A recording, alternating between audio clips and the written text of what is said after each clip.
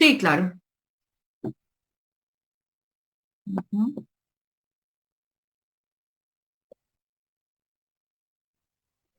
Dedicarme a escuchar. Listo.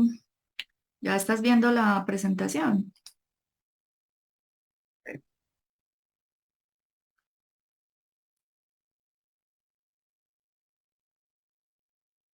Listo.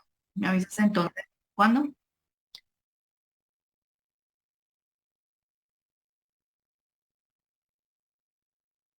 ¿Mm? Ujú. Uno, dos, tres, cuatro, cinco, seis, siete, ocho, nueve y 10. Un saludo muy especial para todas las personas que nos acompañan en este diplomado Humanizando la Atención del Paciente. Para mí siempre será un placer, un honor las invitaciones a este tipo de actividades. Creo que es un tema que aborda muchísimos aspectos, no solo de la profesión médica, sino también de nosotros como seres humanos, nuestros pacientes y pues vamos a tratar de hacer un marco general y más allá de eso una reflexión de lo que significa ese concepto de humanización en salud. Entonces, es muy importante cuando hacemos este tipo de reflexiones centrarnos en diferentes preguntas. Y la primera pregunta sería si humanizar la medicina sería hacer humana una actividad que ya lo es.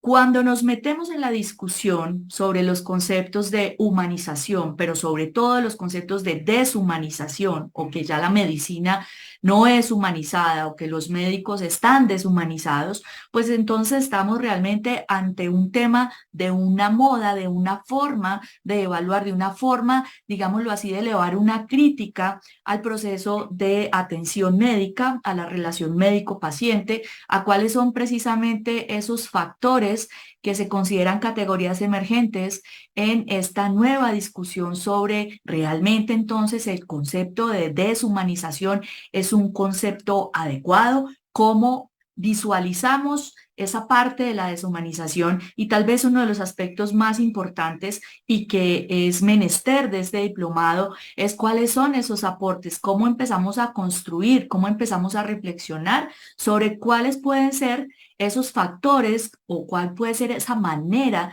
en la que nos volvamos a organizar, nos volvamos a hablar, volvamos a interactuar y de esta manera entonces volvamos a recuperar precisamente ese ejercicio profesional en función de muchos aspectos que ustedes han reconocido y que finalmente van a enmarcar la profesión. Es importante entonces siempre empezar con un contexto y varias definiciones que nos han acompañado durante mucho tiempo. El solo concepto de humanidad, el concepto de humanidades y el concepto de humanización.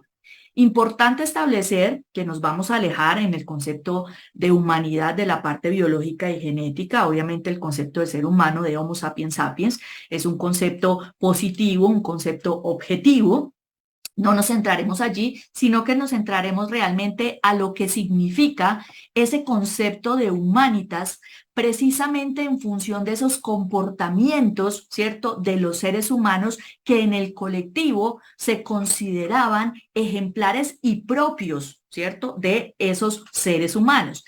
Si ustedes recuerdan históricamente toda la parte de la época helénica, pues entonces va a estar en el marco de querer llegar precisamente a esa imitación de ese comportamiento de lo humano, pero también es importante entender esa humanidad cuál en cuanto al modelo de vida, ¿cierto? Esa vida que merece ser vivida y que es recomendable para las otras personas y esto hace parte que precisamente ese concepto de humanidad esté en el marco de esa condición humana, en esa pregunta por el ser humano, en esa pregunta por el devenir y cuál va a ser o cuál sería esa manera para poder conducirse en la vida. Entonces, sacando esta parte biológica y entrando un poquito a esta discusión, pues entonces vamos viendo cómo va cambiando ese pensamiento y cómo vamos a tener una movilización de sentidos en lo que consideramos nosotros realmente lo humano en ese sentido.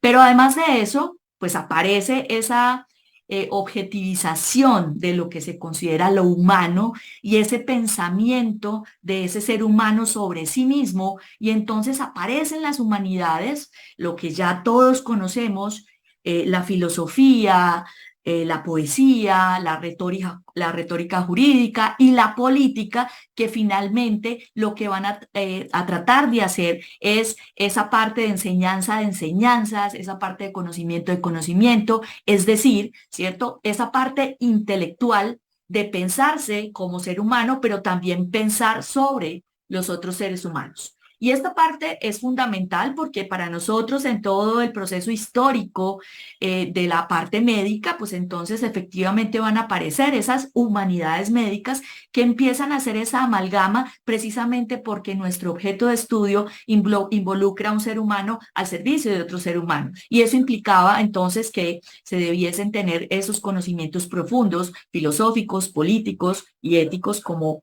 analizaremos, y por eso va a ser parte fundamental de esta gran discusión y de por qué tenemos que seguir reflexionando alrededor de las humanidades médicas y de la importancia, de la necesidad, ¿cierto? De esa transversalización de esos conocimientos, no simplemente como un curso, sino como una forma de vida, es decir, cómo adaptamos dentro de todo ese proceso de formación esa parte de las humanidades como algo transversal, no simplemente un escenario, un espacio único durante el proceso de formación. Sabemos entonces históricamente muchos aspectos relacionados con el concepto de humanización en salud, pero yo quisiera referirme específicamente siglo XX, siglo XXI. Vamos a tener, digámoslo así, unas revoluciones que casi dan cambios de paradigmas, y una de las primeras revoluciones que de hecho viene de mucho antes, pero que digamos, se instauró en los 70, fue el desarrollo efectivamente de la bioética. Y la bioética entonces, como esa ética aplicada, pues iba un poquito más allá de ese tema ambiental por el cual se inicia la discusión, de hecho, sino que va corriendo ese marco de reflexión a partir de la parte biomédica y la parte tecnológica. ¿Y por qué es tan importante, digamos, resaltar este momento histórico? Porque entonces, si vamos a empezar a analizar procesos tecnológicos o de ciencia y tecnología que pudiesen haber marcado cambios de paradigmas, pues tendríamos que establecer, por ejemplo, el concepto de muerte encefálica de los años 60, el concepto de poder tener a un paciente con un ventilador, el proceso de poder hacer un trasplante, una diálisis, el proceso de un pulmón artificial, el proceso de toda la parte genética, el proceso de la aparición, inclusive hoy día, de lo que va a ser esa inteligencia artificial. Todo eso marca ese corrimiento de esos límites, ¿cierto? Y esas delgadas líneas rojas que estaban establecidas precisamente en esa relación inicial médico-paciente, que pues para efectos de la bioética norteamericana, que es digamos la que vamos a manejar nosotros mayormente aquí en Latinoamérica, pues establecía ese principialismo de autonomía, beneficencia, no maleficencia y justicia, de los principios de Duchamp y Childress y los principios de ética biomédica, pero ellos estaban más en el marco precisamente de esa relación médico-paciente, esa relación uno a uno. Resulta que aparecen nuevas situaciones problemáticas en medicina, que es toda esta historia que ustedes conocen, que finalmente hace que perdamos muchas veces el norte, y que hay que decirlo, en mucha parte del ejercicio profesional, la parte de nuestro código de ética médica, nuestra ley 23, pues efectivamente no vamos a tener esas herramientas para poder analizar y para poder, digamos, hacer esa metodología de razonamiento bioético para resolver esas situaciones problemáticas en función de un paciente paciente o en función de una comunidad. Entonces, cuando aparece la bioética empieza a decir, mire, tenemos que tener una relación, un puente, y eso lo decía Van Reslaan-Potter, oncólogo y uno de los padres de la bioética, es importantísimo el puente entre las ciencias de la vida y las ciencias sociales y humanas. Y eso está claro y la bioética por eso surge también como una herramienta que nos va a permitir caminar en ese proceso de restablecer, de que resurja esa humanización y vamos a ver por qué eso en el tiempo nos va a ir reeditando aspectos bien importantes. Además de esto, efectivamente, pues entonces aparecen movimientos sociales muy importantes, movimientos sociales que podrían estar en el marco de aquellas poblaciones que tenían menos cantidad de personas, poblaciones, por ejemplo, que fueran diferentes comunidades, etcétera, etcétera, que finalmente, pues entonces en esa medicina que llamaríamos esa medicina occidental, pues ameritaba también un cambio en la forma de atención. De igual manera, y ustedes lo deben saber, el tema de los derechos de los pacientes, porque finalmente ese modelo, que ese era el modelo paternalista del médico, que simplemente es y fue, digo es y fue porque todavía vamos a tener mucha parte de ese paternalismo, que finalmente va a ser esa desautorización, ¿cierto? Consciente por parte del médico de lo que el paciente considera que es bueno o malo para él, precisamente porque yo como médico considero que es lo bueno o malo para él en función de un conocimiento científico sobre su condición, pero no de un conocimiento sobre quién es el paciente. Entonces, si bien ese modelo paternalista pues todavía, digamos, está presente, aparece esa deliberación entre lo que es el modelo paternalista y el modelo deliberativo, en donde esos derechos de los pacientes que van a estar en función precisamente de esa autonomía, ¿cierto? Del paciente, en función también de esa recomendación y de ese acompañamiento por parte de los médicos, pues entonces hace que pasemos a esa medicina centrada en el paciente y esa medicina centrada en el paciente también va a tener un componente muy importante y es la reflexión que les voy a dejar al final y es que nosotros en nuestro proceso de formación como médicos también somos sujetos vulnerables y también requerimos una fase, un proceso de cuidado y de autocuidado y finalmente también esa medicina entonces va a ser ese modelo deliberativo donde cada uno de los actores, en este caso los pacientes, las familias y nosotros como médicos tenemos que tener ese bienestar. Eso es algo importantísimo, si no, de otra manera, probablemente sigamos en todo este debate y en todas estas consideraciones precisamente por el no reconocimiento del otro, tanto de los médicos hacia los pacientes como de los pacientes y las familias hacia los médicos. Entonces, realmente el humanismo se convertiría, y por eso hacía la acotación también con la parte de la bioética, sería la herramienta, ¿cierto? Que va a completar y va a inducir la trascendencia en el análisis de la acción humana. Entonces, fíjense que empezamos a tener unos aspectos que son aspectos que vienen históricos, que van a ser importantísimos, pero que nos lleva otra vez a pensar sobre el ser humano, pero sobre todo sobre el acto humano, que quiero decirlo de esta manera, pues el acto médico deberá ser el acto, uno de los actos más humanos que podamos tener. Entonces, aquí lo que yo voy a establecer es esa aplicación de la ética, en este caso de la ética médica, del deber ser del profesional de la salud hacia el otro. En esto no es una relación de una vía, es una relación de dos vías y tenemos que tener claro ese principio de alteridad. Si ponernos en los zapatos del otro sin caer en el paternalismo, sin caer en qué pesar del paciente, sino básicamente entender que tenemos un ser humano al frente que tiene unos valores, unas condiciones, una formación y que finalmente nuestro deber es primero, reconocerlo como otro ser humano en función de su dignidad y en función del respeto hacia él. Y curiosamente para nosotros como seres humanos, una de las cosas más importantes que vamos a tener y es que la palabra, ¿cierto? La palabra va a tener un peso impresionante porque la palabra casi que podríamos decir que el principio de toda humanidad va a ser la palabra. ¿Y por qué la palabra? Porque básicamente digamos, en ese contexto de cada una de esas relaciones, vamos a empezar a tener en cuenta aspectos claves, ¿cierto? Como la comunicación. ¿Cierto? Y vamos a entrar en ese circuito y por eso la palabra va a ser supremamente importante. La palabra dicha, la palabra escrita, ¿cierto? Todo lo que tiene que ver con la simbología, los signos, los actos, esa parte oculta, ¿cierto? Todas estas cosas que vamos a tener en nuestro ejercicio con otros seres humanos, pero sobre todo hay que resaltar que la humanización tiene que reconocer el principio de la intersubjetividad. Yo no soy sin el otro, ¿sí? Eso es un aspecto importantísimo y es un aspecto bellísimo de lo que es el acto médico. Yo no soy sin el otro.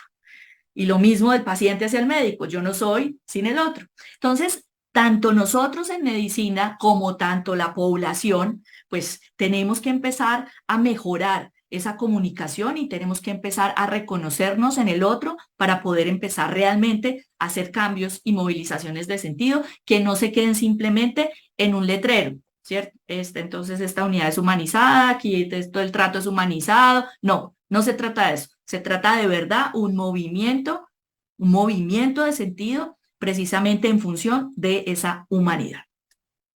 Entonces, la humanización de la salud no será posible, ¿cierto? Siempre y cuando no entendamos que estamos en un sentido relacional. Por eso hablamos de la relación médico-paciente o de la relación profesional de la salud con el paciente o las relaciones entre los médicos y sus colegas o las relaciones, ¿cierto?, que van a ser entre, por ejemplo, las instituciones que están también conformadas por individuos y los médicos, el sistema de salud que también va a tener unos individuos y que finalmente entonces esta parte de esa relación del médico con pacientes, familia, con sus colegas, con toda la parte jurídica y ética y con el sistema de salud y la parte social van a ser fundamental. Esto sin la intersubjetividad y sin el aspecto relacional, pues definitivamente no vamos a tener esos cambios que queremos. Y finalmente, pues entonces uno podría pensar, bueno, ¿y qué aspectos deberíamos nosotros tener en cuenta para empezar a hacer esa sensibilización, esa movilización de sentidos para que las personas empiecen a reflexionar realmente sobre este tema y que tengan la disposición para hacerlo? Siempre lo hemos hablado en diversos escenarios, esto se queda solo en el papel, solo se queda en una conferencia, solo se queda en ciertos aspectos mediáticos, pero que finalmente no generan esos cambios y por esa es la importancia que los médicos en formación y todos los profesionales de salud que tengan que ver con la atención del paciente, pues es ahí donde va a ser nuestro primer nicho para empezar a cambiar realidades. Es probable que ya estas generaciones pasadas pues tengan un concepto diferente y distinto, pero nosotros dentro de la academia y nuestra responsabilidad es precisamente que estas nuevas generaciones comprendan la importancia y que se den cuenta que no vamos a perder la humanidad, sino que por el contrario, el acto médico es el acto más humano que van a tener.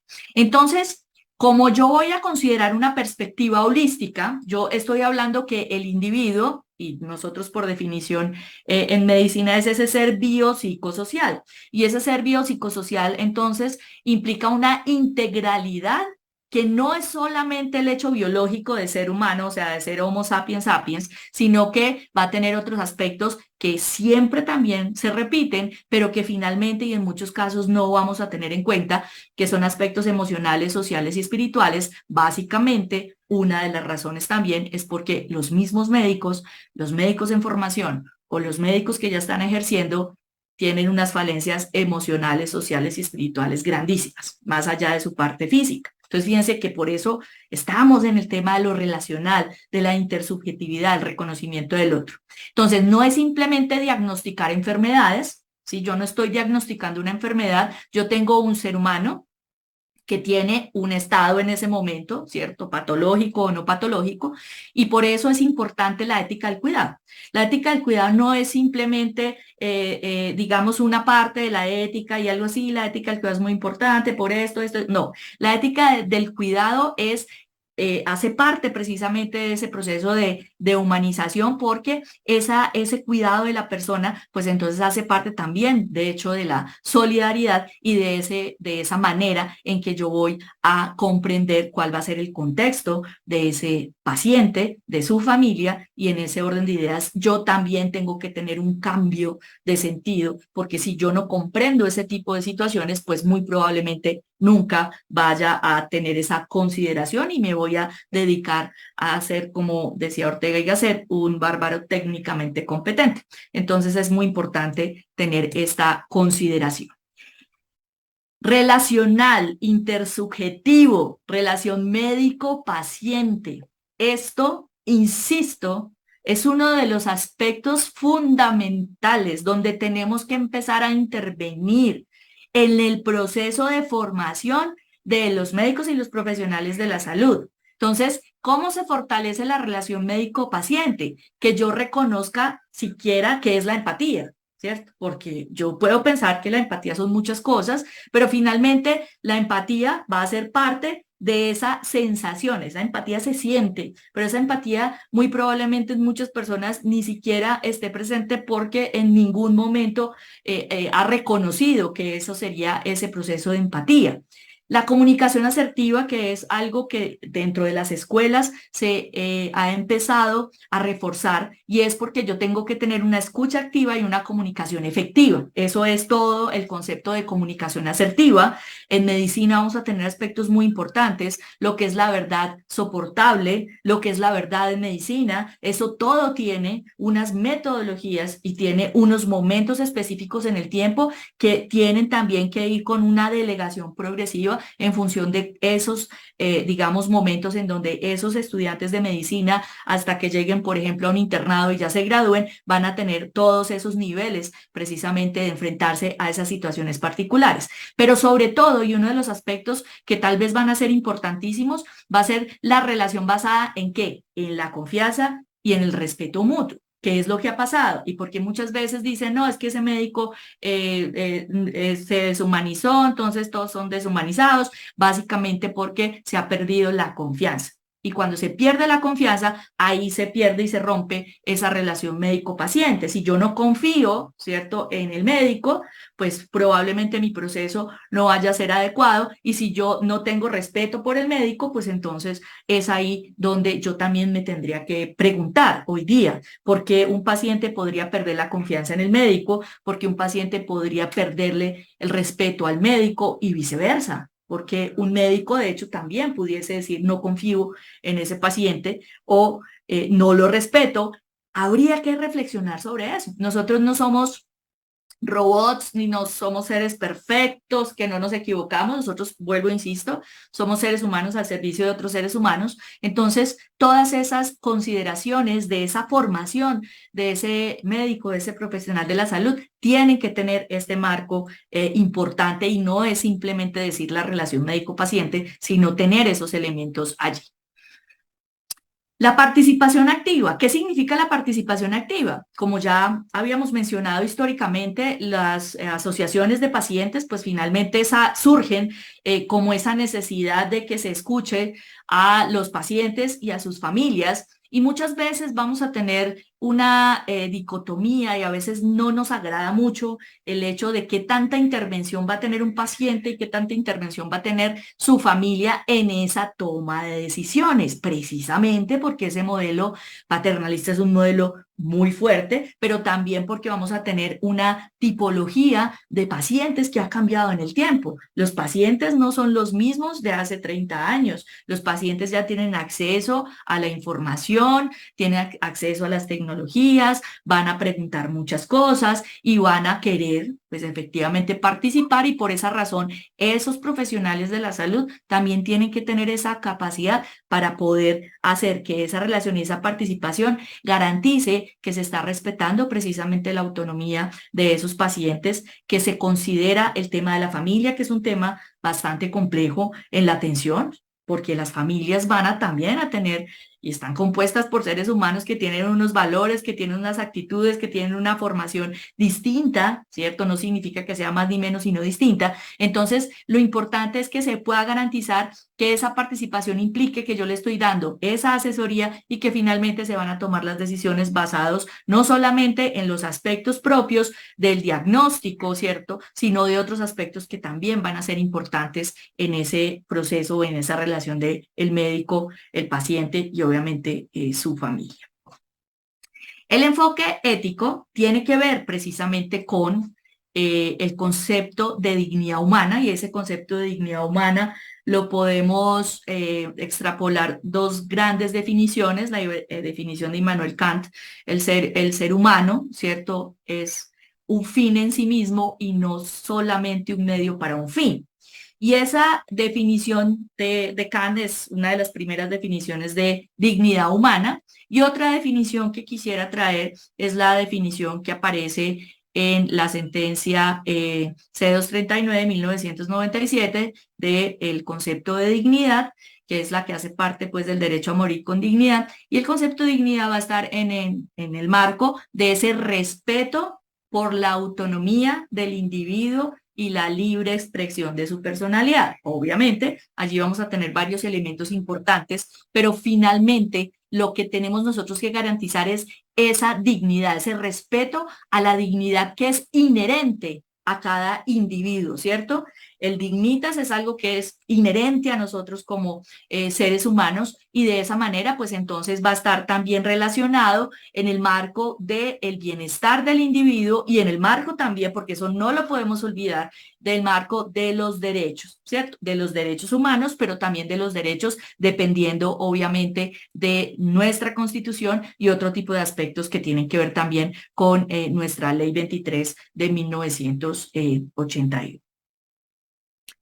El uso de la tecnología. Esto siempre será un tema controversial porque vamos a tener diferentes miradas y vamos a tener diferentes situaciones en las que, digamos, me voy por esta línea y puedo defender la postura de que el uso de la tecnología en medicina puede tener efectos benéficos, o por el contrario considerarla completamente la enemiga y que sea la culpable de que entonces estemos en todos estos procesos de deshumanización, porque la tecnología pues hace que nos olvidemos de la parte de atención humana de ese paciente. Pues básicamente la discusión sería que cómo utilizo yo las herramientas y cómo esas herramientas sí pueden garantizar que el tiempo, ¿cierto?, específico entre ese ser humano médico con ese paciente sea mucho más, porque la parte tecnológica permite que ciertos procesos se lleven mucho más rápido, sean mucho más específicos, y finalmente pues ahí yo podría aprovechar en ese proceso de atención. Lo que pasa es que esto pues es algo para muchos utópico en un país como el de nosotros, en donde ya la atención precisamente es compleja. Sin embargo, lo tenemos que traer a colación porque este también es una situación problemática. Recuerden que las situaciones problemáticas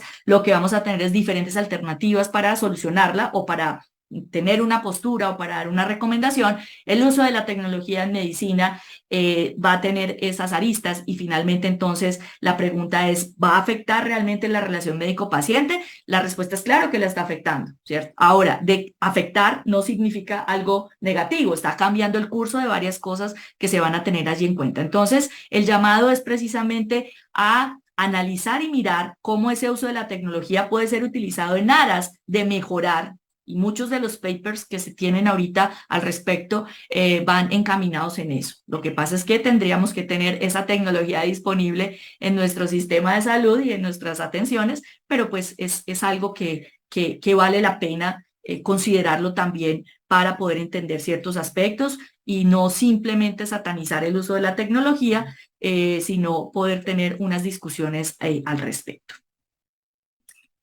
Formación médica. Tal vez esto es uno de los aspectos cruciales en todo este proceso de reencontrarnos con ese humanismo y con lo que se considera esa humanización en la atención en salud. Entonces, ya lo habíamos dicho, es muy importante que los procesos de formación de los médicos incluyan habilidades blandas y éticas en el currículo de formación, ¿sí? Eso es importantísimo. Pero también, y por eso lo mencionaba previamente, la formación en bioética tampoco es el tema de tener un curso un día y decir la bioética es esto, históricamente pasó esto, y no.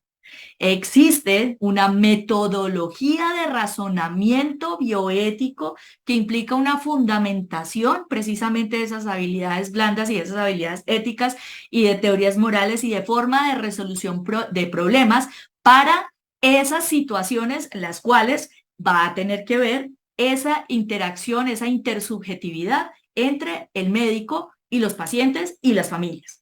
¿Y por qué esa metodología de razonamiento es vital? Precisamente porque hoy día vamos a tener unas situaciones problemáticas muy distintas que no se resuelven de una sola manera, sino que implican esas habilidades en ese médico precisamente para esa toma de decisiones. Uno de los grandes ítems, entonces, aquí va a ser esa formación y esa transversalización de la parte bioética en función de que ya la bioética per se está preocupando por ese relacionamiento entre las ciencias de la vida, en este caso toda la parte de ciencias de la salud con las ciencias sociales y las ciencias humanas. Entonces, de esta manera, si yo preparo a los médicos para que empiecen a entenderse y empiecen a entender al otro, a hacer esa intersubjetividad, ¿cierto? No soy sin el otro, a que finalmente estamos al servicio de esas personas, pues obviamente ahí vamos a ir cambiando un poquito esas realidades. Esto no va a ser algo que sea rápido, pero es clave entender no solamente la persona biológica, o sea, nuestro paciente, sino algo muy importante, un concepto bellísimo en bioética, que es la persona histórica. Y esa persona histórica también asiste a esa consulta. Y quiero pues finalizar hablando de algo que es muy importante hoy día y es el cuidado del médico, el cuidado de los profesionales de la salud. ¿Qué requerimos? Requerimos ambientes saludables para los médicos en formación y para los que están ejerciendo. Necesitamos enfatizarnos el tema del autocuidado. Nosotros estamos cuidando y cuidando y cuidando a otros, a los pacientes, pero no nos estamos cuidando a nosotros. Tampoco estamos cuidando a nuestros colegas. Entonces es muy importante que los equipos de trabajo pues tengan claro el concepto de autocuidado y del cocuidado y además esas políticas que son necesarias ¿en dónde? Pues en las escuelas de medicina, en las universidades, en las instituciones, y no es una cosa simplemente, vuelvo, insisto, de un letrero, de algo que digas que aquí tenemos un trato humanizado de los profesionales, etcétera. No, es que existan de verdad esas políticas para que podamos garantizar que ese médico, ese profesional de la salud, pueda atender a esas personas, a esos pacientes, de forma empática, con una comunicación asertiva, con una relación de confianza y con una relación de respeto mutuo entre ese médico y esos pacientes. Y entonces, fíjense que en la promesa del médico de la Declaración de Ginebra de 2017 de la Asociación Médica Mundial, lo que ya ha ido siendo el cambio, digamos, de lo que antes teníamos de nuestro juramento hipocrático, que obviamente ya tiene más de 2000 años y es supremamente importante y somos de las profesiones que seguimos teniendo ese ritual que es algo maravilloso, pero en esta promesa del médico aparece algo que antes no se tenía en cuenta y es cuidar mi propia salud, bienestar y capacidades para prestar una atención médica del más alto nivel. Ahí ya nos estamos preocupando precisamente, nos estamos haciendo nosotros una promesa de cuidarnos y eso pues es algo importante en ese proceso. Entonces lo que vamos a tener es que esto es un proceso continuo, esto no debe ser simplemente una moda que entonces porque aparece esto, entonces por eso ya estamos hablando otra vez de humanización, por eso la reflexión que hacía yo al principio, ¿cierto? Si humanizar es algo que existe, que no existe, esto es algo continuo, que tiene que ver precisamente con varios aspectos que ya he mencionado y ustedes lo han visto ahí en la presentación: la compasión, el respeto, la empatía, la comunicación asertiva y finalmente pues de esta manera vamos a empezar a ver que ese cambio se puede ir dando. Pero también necesitamos que como personal de la salud, si estamos nosotros en esta formación, en estos procesos de poder reencontrarnos con ese concepto tan bello del acto médico, es también nuestro deber la socialización, ¿cierto? Hacia la población, a que la población, a la gente conozca qué es ser médico. ¿Sí? Siempre van a tener unos preconceptos de lo que significa ser médico y yo creo que ahí también hay un tema importante. Debemos reconocernos en el otro, pero que el otro también nos reconozca. Entonces, pues con esta introducción, yo quiero agradecerles muchísimo su atención. Espero que disfruten mucho este diplomado. Creo que este diplomado tiene unas características muy interesantes y pues finalmente estaremos prestos a las diferentes discusiones. Los dejo y muchísimas gracias nuevamente.